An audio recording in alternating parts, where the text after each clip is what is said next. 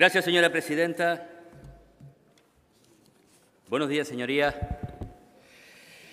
Pues sí, hoy, probablemente, en aproximadamente una hora, Canarias va a contar de nuevo con unos presupuestos, sin duda alguna, potentes, adaptados a las necesidades que en este momento nuestra tierra, nuestra gente necesita, sin duda alguna. Por tanto, con la aprobación de esta última ley de presupuestos se cierra el ciclo presupuestario más expansivo y social de la historia de Canarias, pero además coincidiendo en el momento más duro, más extraordinario, con más dificultades que nos ha tocado vivir en toda la historia reciente de Canarias.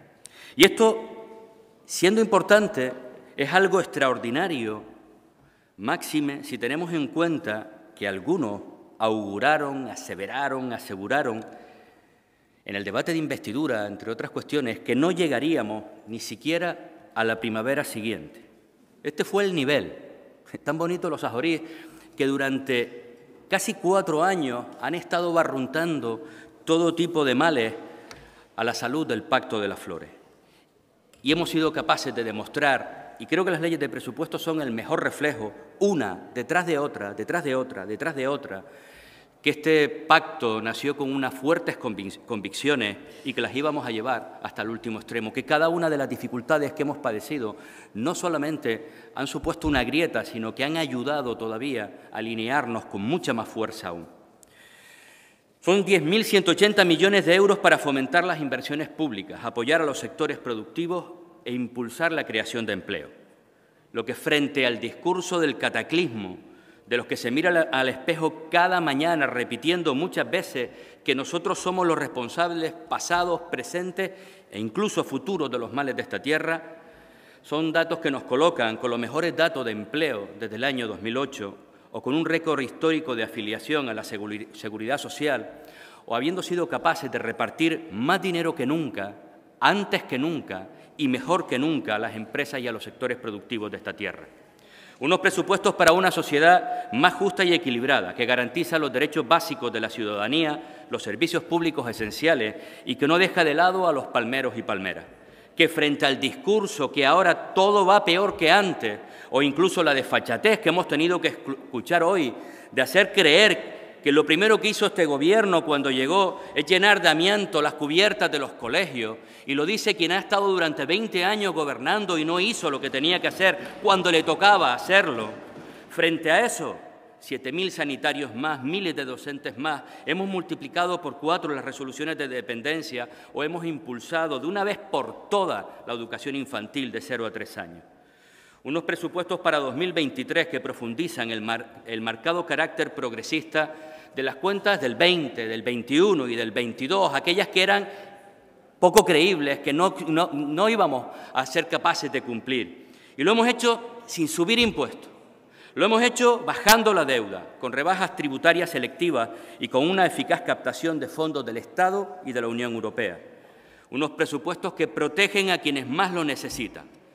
Dato frente al relato, 7.478 millones de euros en gasto social, 3.793 millones en sanidad, 787 millones más que en 2019, 2.326 millones de euros en educación, 573 millones más que en 2019, 669 millones de euros en derechos sociales, 207 millones más que en 2019. Unos presupuestos que apuestan por la economía, el apoyo a los sectores productivos y, como decía antes, al empleo. 1.764 millones en inversiones y empleo, 684 millones de euros más que en 2019. O para los sectores productivos en este presupuesto 695 millones, 317 millones de euros más que en 2019. Presupuestos que además aumentan las partidas para continuar con la reconstrucción de La Palma frente al relato interesado, confrontador, en este presupuesto 160 millones de euros más para la reconstrucción, como decía, de la isla de La Palma. Un presupuesto, además, con sensibilidad con cada uno de los territorios de nuestro país canario. Por primera vez La Graciosa tendrá partidas insularizadas. Una cuenta que devuelve dinero a familias y empresas, aplicando ajustes y ayudas fiscales selectivas y progresivas para contener los efectos de la pandemia, para contener los efectos del volcán e incluso de la inflación, rebajas en el IRPF para rentas bajas y medias, en el IGIP, aumento de 15 deducciones autonómicas, bonificación del 99% al impuesto de combustible y además devolviendo el dinero.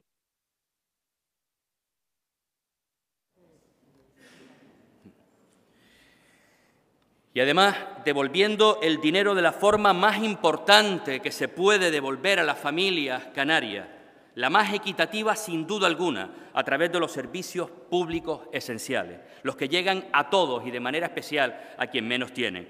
Unos presupuestos que cumplen con los compromisos adquiridos en el Pacto de Progreso, frenando el incremento de la pobreza, apostando por la sostenibilidad y la lucha contra el cambio climático. Y por eso, además, hemos sido capaces, en esta fase de enmienda, de mejorar ese presupuesto, aprobando muchísimas, algunas del propio pacto y otras también de la oposición, a pesar de su discurso negacionista también hasta en ese sentido. Hemos aprobado medidas que inciden en la lucha contra el cambio climático a través de placas fotovoltaicas para la ciudad de Galdar o en iniciativas en el ámbito sanitario, como el Centro de Salud en Santa Úrsula, o apoyando, seguir impulsando a pueblos como el pueblo cubano, que ha sufrido una de las mayores tragedias en las últimas décadas, con 300.000 euros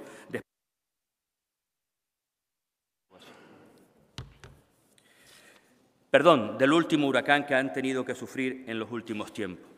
Multitud de iniciativas. Llevaría mucho tiempo plantear cada una de ellas, pero quiero, porque además creo que no se había nombrado en ninguna de las intervenciones anteriores, también plantear una enmienda que hemos aceptado in voce a la enmienda 574 del Grupo Nacionalista Canario, que estaría enmendada con la que hemos presentado in voce en el Pleno, la A3, de 200.000 euros para la adquisición de suelo de vivienda pública en el Pinar. En definitiva, unos presupuestos que responden a la realidad de lo que nuestra gente y nuestra tierra necesita, como decía al principio, frente al discurso que recuerdo en el primer debate de presupuesto llegué a catalogar como el discurso de algunos del final de los tiempos. Siempre auguraron lo peor para esta tierra, no para este gobierno, auguraron siempre lo peor para esta tierra. Y una tras otra, con todo lo que nos vino encima, hemos sido capaces de demostrar que estamos mucho más a la altura en el gobierno que algunos en la oposición con su discurso catastrofista.